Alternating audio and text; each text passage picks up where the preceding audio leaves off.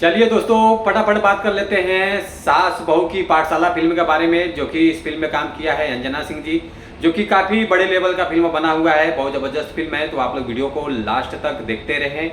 आज हम इसी फिल्म के बारे में बात करेंगे।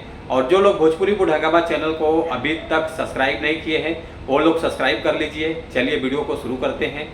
नमस्कार दोस्तों, मैं हूँ सतीश। आज हम बात कर रहे हैं सास बहू की पाठशाला, जो कि काफ़ी अच्छा फिल्म बना हुआ है। बहुत ज़बरदस्त फिल्म है।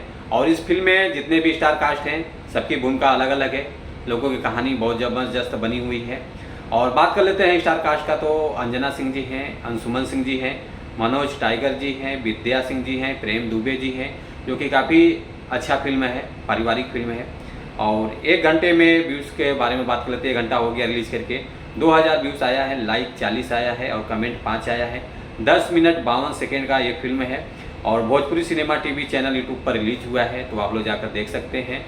और जैसे कि ये 10 मिनट 52 सेकेंड का फिल्म रिलीज हुआ है, एक बच्चा निकलता है, पूरे गांव में शोर मचाता है, सास बहू की पाठशाला चालू हो गया, पूरे गांव में दहशत मच जाता है। फिर